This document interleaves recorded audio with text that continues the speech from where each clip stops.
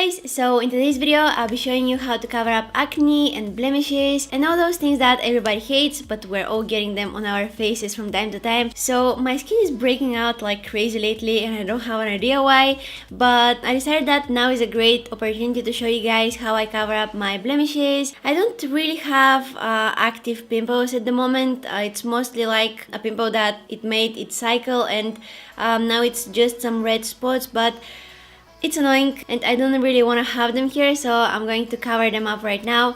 And I hope you guys learned something new today. I hope you find this video helpful, and without losing any time, let's go ahead and get started. So before we get started, I just want to tell you guys that it's very important to take care of your skin before applying any makeup. One thing that I find that makes a huge difference of how my makeup looks is exfoliating. I'm exfoliating my skin twice a week and that's pretty much enough. But if you have pimples, you probably have noticed already that the skin around the pimple is kind of dry and it has flaky skin and it's not very smooth. So when you exfoliate your skin, all those flaky skin will be gone, and this will also help you to get rid of any dry patches that you have on your face. So I definitely recommend you to exfoliate your face.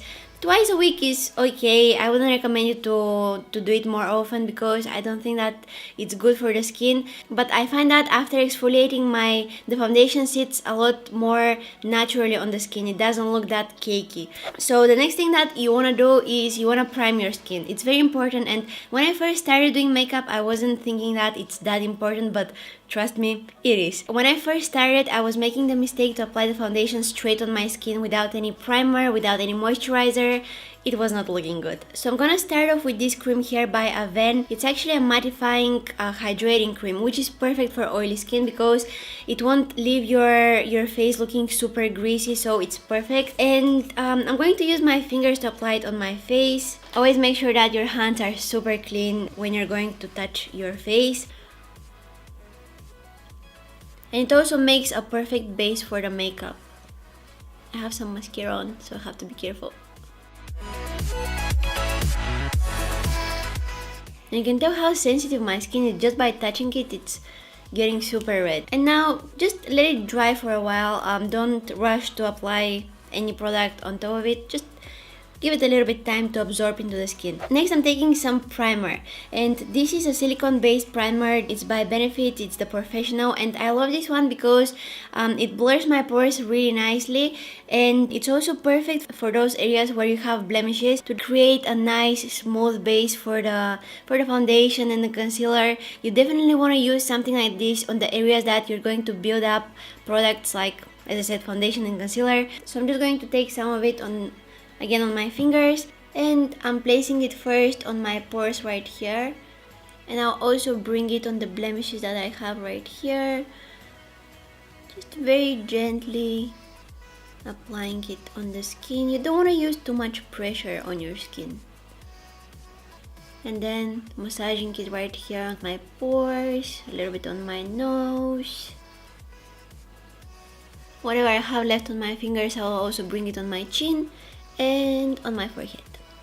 Now, primers are really important, but I know that they can be quite pricey, and I understand that. So if you're on a budget or you're looking for something more affordable, you can still use your daily moisturizer. But one thing that you should consider with the moisturizers is that you want to find one that won't leave your skin looking too greasy, because all that oil is going to come through the makeup and it's going to ruin whatever you did on your face. Just look for something that it's not too thick and that will absorb in your skin quickly. I think that those kind of moisturizers are perfect to use as a primer as well. Now, the next step is the foundation, and I think that it's really important to know that the foundations are not meant to cover up the blemishes, and we're using them to just even up the skin tone. And if you have any blemishes or areas that you need a little bit more coverage, then we use the concealer. So have that in mind and don't use a ton of foundation because you're going to start looking cakey. No one likes that. Today I'm gonna use my Makeup Forever Ultra HD foundation, and I'm in the shade Y25. So I'm going to use my Sigma 3D HD blender, and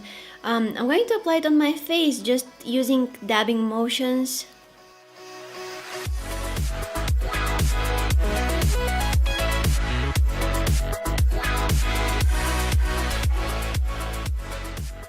And this is not not a full coverage foundation, but you can see how beautifully it evened up my skin tone, and you can also see some of my blemishes showing through, but that's okay because, as I said, I'm going to use concealer in a while to cover them up, and I'm going to use my Anastasia Beverly Hills concealer in the shade 1.0. You can use any concealer that you have, but what I prefer is the cream concealers because I feel like they're a little bit thicker and they give me a lot more coverage than the liquid ones. So this is a cream concealer, and I'm gonna use my fingers to apply it. I'm taking this amount of product that's even a little bit too much, so I'm going to take the excess on the back of my hand, and then what I'm gonna do is I'm going to start pressing that product on the spots.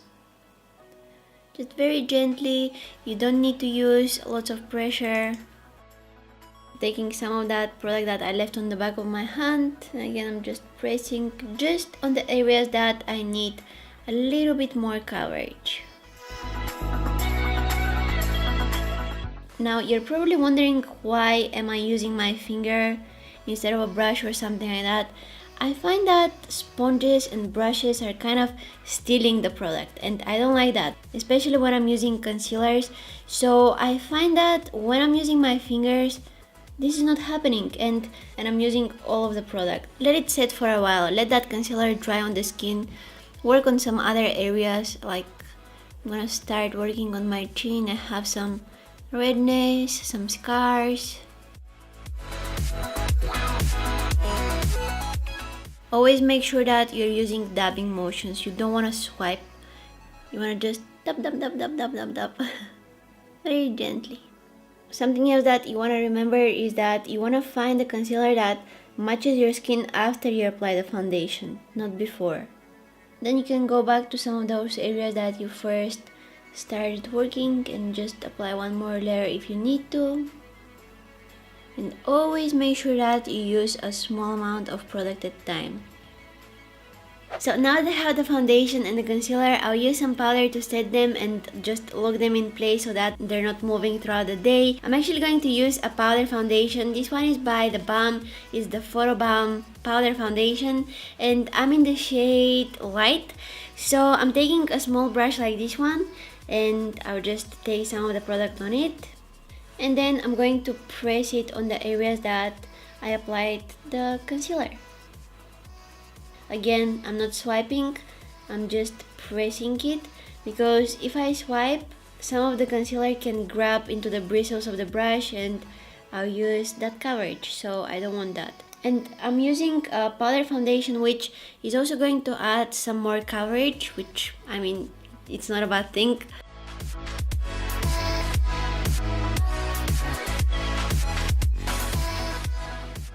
Now, if you have very oily skin, you can also go ahead and use your favorite powder to set your T-zone or any other area of your face that is getting greasy throughout the day. Personally, I don't have the oiliest skin, and I kind of want to keep that glow that I have on my face right now, so I won't use any powder. But one more step that I find important is using a setting spray. I don't only use it to keep my makeup in place for the entire day, but I also use it because it's removing that powdery finish from the skin, and it makes all the products that you applied on your skin to look a little bit less noticeable.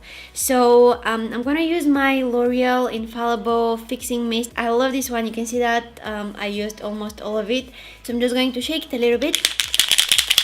I love the sound that it makes, and I'm spraying.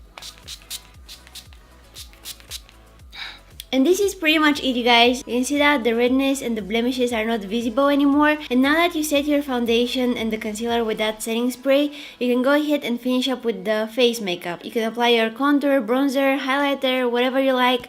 Now with the highlighter is a little bit tricky because whatever you applied, it's kind of exaggerating the texture of your skin. So if you have any blemishes on the areas that you apply your highlighter, let's say in this area right here, I would suggest you to skip it because it's going to reflect the light and it's going to make that pimple even more visible. So be careful with the highlighter. Also, when you're applying your contour and blush, just make sure that you're pressing the brush to your skin. You're not swiping, because as I said, if you swipe, some of the concealer can stick to the bristles of the brush and you're going to lose the coverage.